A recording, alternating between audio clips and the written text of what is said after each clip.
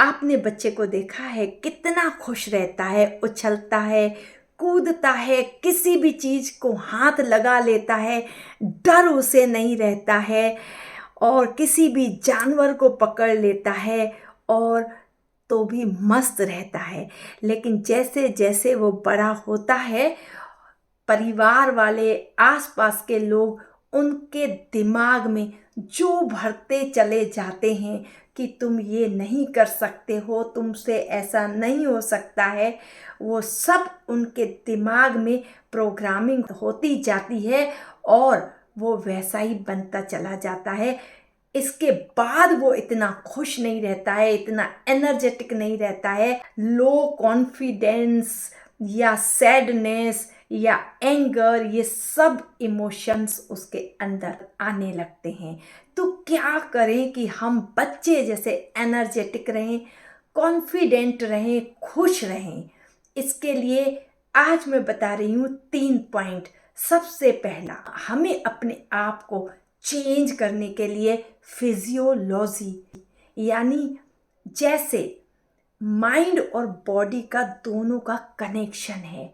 अकेले अगर हम माइंड को तैयार करते हैं और बॉडी पर ध्यान नहीं देते हैं तो भी हम इतने खुश नहीं बन पाएंगे, कॉन्फिडेंट नहीं हो पाएंगे, एनर्जेटिक नहीं बन पाएंगे।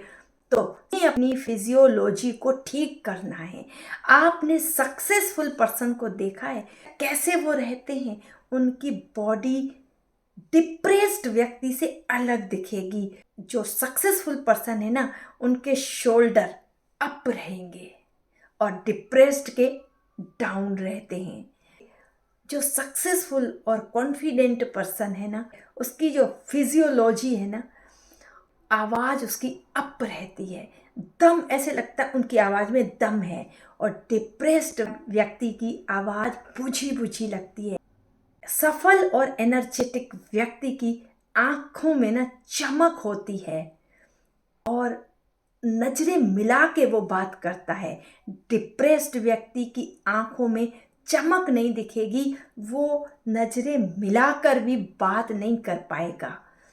और जो सक्सेसफुल पर्सन है ना, उसकी चाल एनर्जेटिक रहती है और डिप्रेस्ड व्यक्ति की चाल ऐसे लगता है उसको कोई चला रहा है, उसकी चाल में कोई दम नहीं है। सक्सेसफुल पर्सन की स्पाइन अधिकतर सीधी रहेगी और डिप्रेस्ड व्यक्ति झुका हुआ लगेगा, स्पाइन झुकी हुई लगेगी। तो अगर हम सक्सेसफुल बनना चाहते हैं, एनर्जेटिक बनना चाहते हैं और हैप्पी रहना चाहते हैं, तो हमें अपनी फिजियोलॉजी भी चेंज करनी है।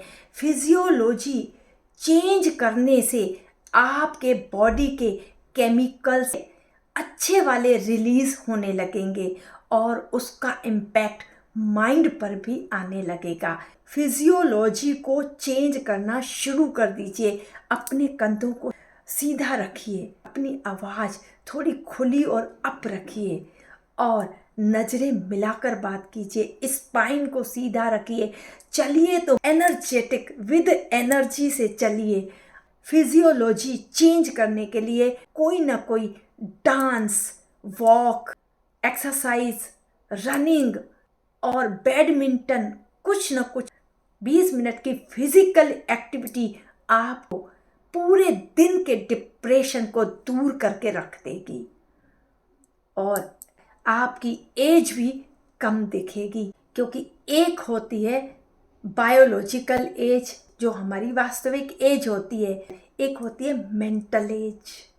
आप अपने आप को कितना कम उम्र का समझते हैं वो आपकी बॉडी से दिखेगा। डेल कार्नेगी इंस्टीट्यूट में एक रिसर्च की गई।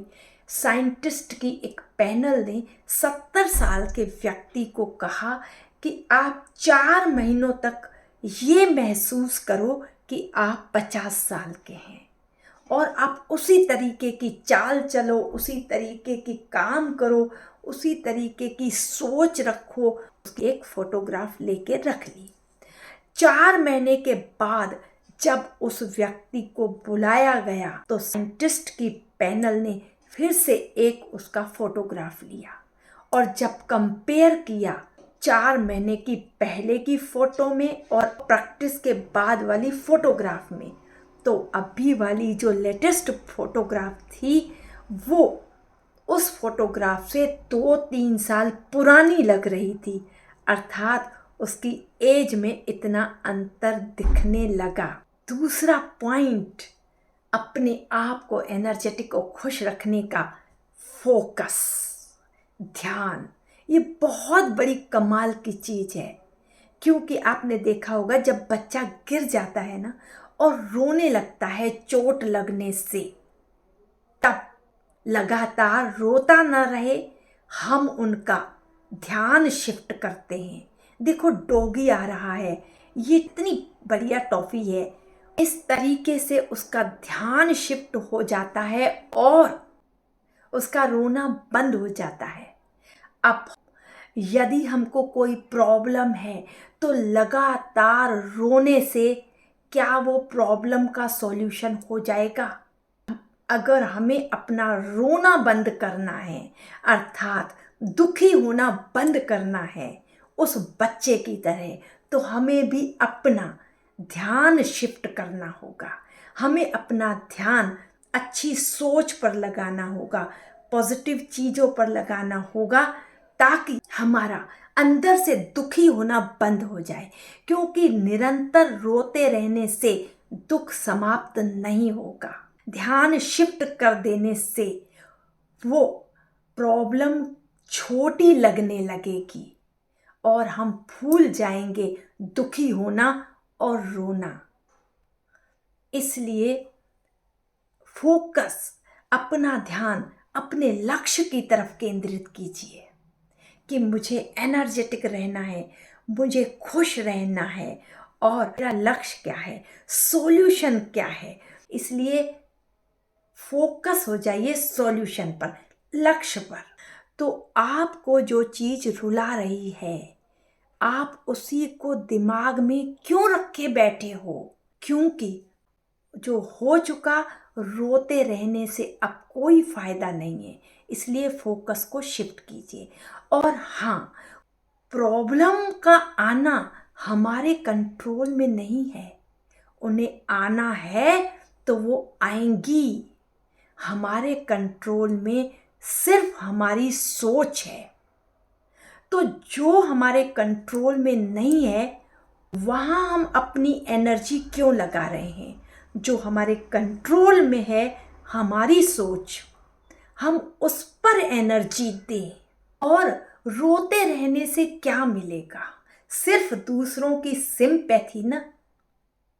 प्रॉब्लम ख़त्म नहीं होगी, लेकिन दूसरे ज़रूर बोलेंगे बेचारा देखो इनको प्रॉब्लम है। तो सिर्फ सिंपैथी गेन करने से कुछ नहीं होगा। और जितना आप रिपीट करोगे ना उस प्रॉब्लम को, उतना वो बढ़ेगी। इसलिए हार गए हैं तो जिंदगी ख़त्म नहीं हुई, वहीं से नई जिंदगी की शुरुआत कीजिए। आपने कभी ये खेल देखा है? पतली रस्सी पर चलते हैं लोग, कितना बैलेंस बनाना पड़ता होगा। सिर्फ और सिर्फ वो कैसे चल रहे हैं, बस वो ही फोकस रखना पड़ता है। अगर वहाँ से उसका ध्यान हटा, उस बैलेंस से उनका ध्यान हटा और नीचे देखा, तो वो गिर जाते हैं। इसी प्रकार कितनी भी प्रॉब्लम्स हैं, हमें अपने गोल पर ही टिके रहना है। तो जिंदगी की बहुत अच्छी चीज़ बताऊं, अगर प्रॉब्लम को ही देखते रहेंगे, सोचते रहेंगे ना, तो प्रॉब्लम ही बढ़ने वाला है। और सॉल्यूशन पर फोकस रहेंगे तो सॉल्यूशन बढ़ने वाला है।